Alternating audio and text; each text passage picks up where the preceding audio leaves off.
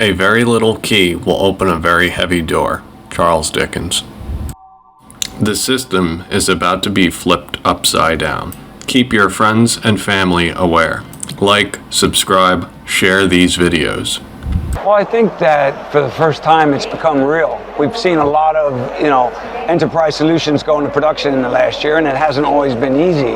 But that's the kind of proof point we needed. I've been at this for 5 years now, and you don't want to sell blockchain, you want to sell solutions. So we're finally seeing real life solutions make a difference, and what that is doing is it's raising awareness in the C-suite. So we're moving out of the innovation labs and into the P&L owners and the line managers, which is key to get the support to make it all work. 5+ years of system building.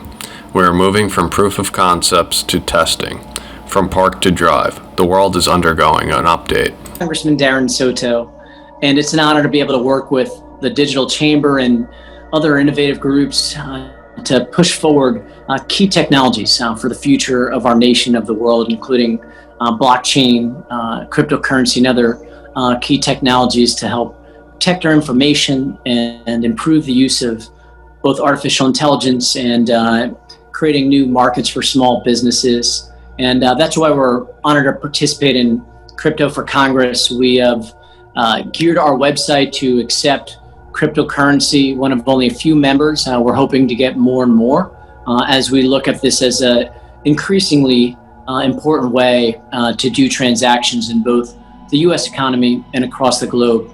So I look forward to continuing that work together and encouraging other members of Congress to step up to the plate, to start accepting cryptocurrency and make sure that we're continuing this important vision forward for both America and for the world in advancing blockchain technologies to improve our future. Crypto and blockchain technology is in fact going to improve our future. The global economy becomes efficient, and that efficiency is how the velocity of trade and money will increase. Businesses operating in an efficient manner is great for the economy. The politicians are getting in line because the big businesses, the banks, the powers that be, are ready to go from a proof of concept to testing. This requires regulation. The lobbyists are making sure the politicians do the right thing. One of the biggest challenges all campaigns face is fundraising. Reaching out to the same pool of supporters is time-consuming and limited. Transaction fees are high, and finding new groups of supporters is hard. But something's happening. A bold new transformation is taking place in our economy. A growing evolution, changing the way we view finance, investment, and money itself. Blockchain technology is the platform that cryptocurrencies like Bitcoin run on. Every congressional campaign now has an opportunity to attract and excite new supporters and tap into new ones by allowing donors to give to their campaigns on a blockchain. Welcome to Crypto for Congress from the Chamber of Digital Commerce, the first national initiative connecting every member of Congress to blockchain technology. Crypto for Congress is a movement to expand access to digital assets and participation in the political process. Coincidences are not real. Blockchain solutions are going to authenticate users based on digital identities. These identities cannot be altered. Everything within the Internet of Value can be tracked and traced. The vulnerabilities that you are seeing have a solution. I predict that these vulnerabilities will be shown more and more. These headlines will keep popping up. This doesn't make sense. It does to me, Mom. You're a smart kid. Why do you want to do this? I love it. You know that. Okay, but why this way? Because I want to take on the world's toughest hackers. And this is where it's done. So, what do you think?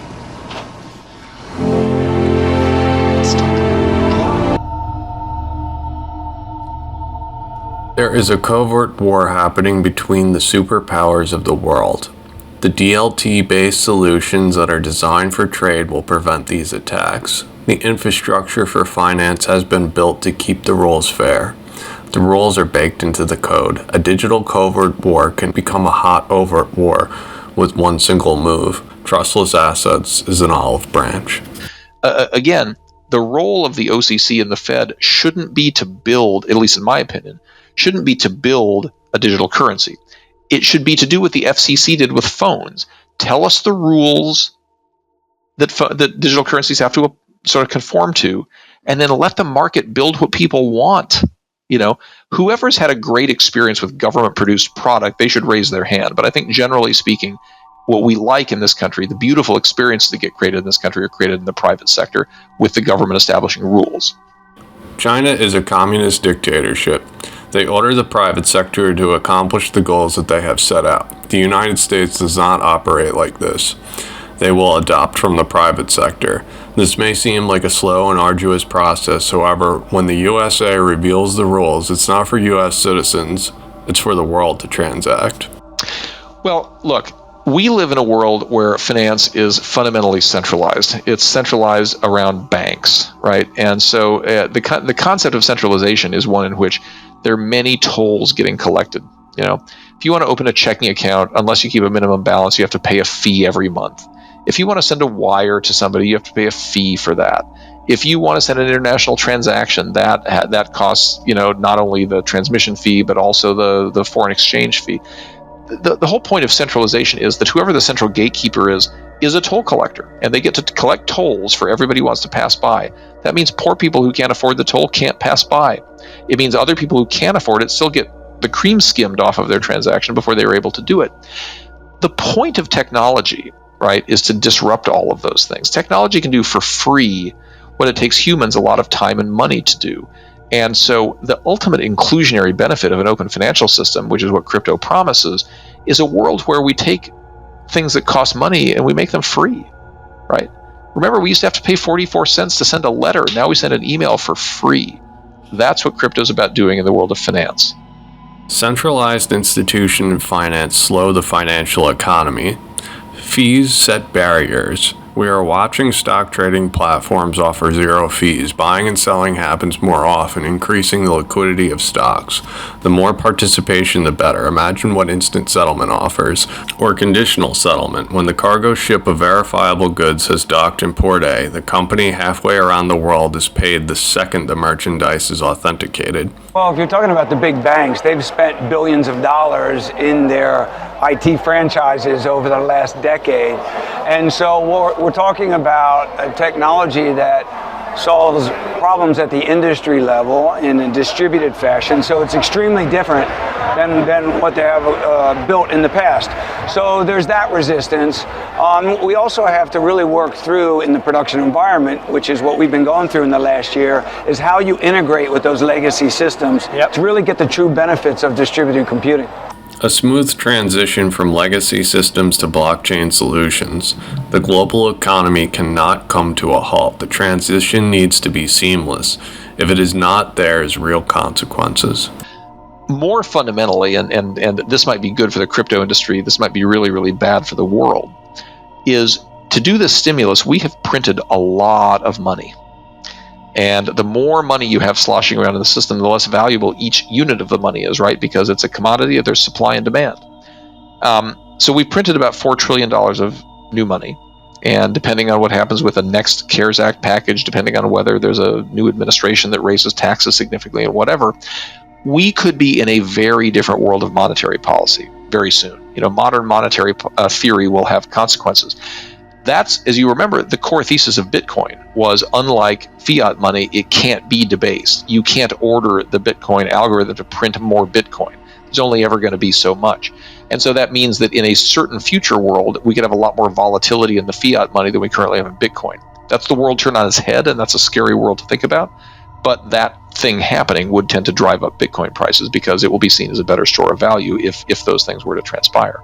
The system is on self-destruct. QE, deficit spending, sanctions, the system is going to end very badly. With crypto, there's a chance to smoothly and seamlessly transition. However, no matter what is done, there is going to be disruption. When people ask me one moon, I think of the system upside down. We won't have to check the charts, we'll know from the chaos.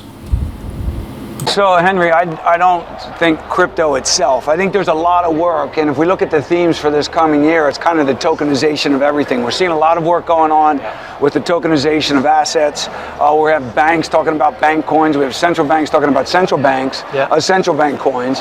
And of course, as you move assets on the ledger, if you want to enjoy true delivery versus payment and really take advantage of the technology, you need cash on that ledger too. So I think that'll accelerate. But getting back to your original question, it is about enterprise blockchain, not just on the cost saving side, but also new revenue opportunities for these institutions as well. The infrastructure of the system needed an update. Now that the platforms are ready, all assets are moving from debt to credit via tokens. Tokenization of everything is the reset. The tokens will need crypto assets. They will need smart contracts, bridge currency, DeFi platforms. Crypto assets and all technologies will converge. Hi, I'm Bill Huizenga, Congressman from Michigan. And one thing I've learned over the years is that Americans are very innovative and entrepreneurial. In fact, I believe that the federal government needs to support that and encourage that, not fight that innovation.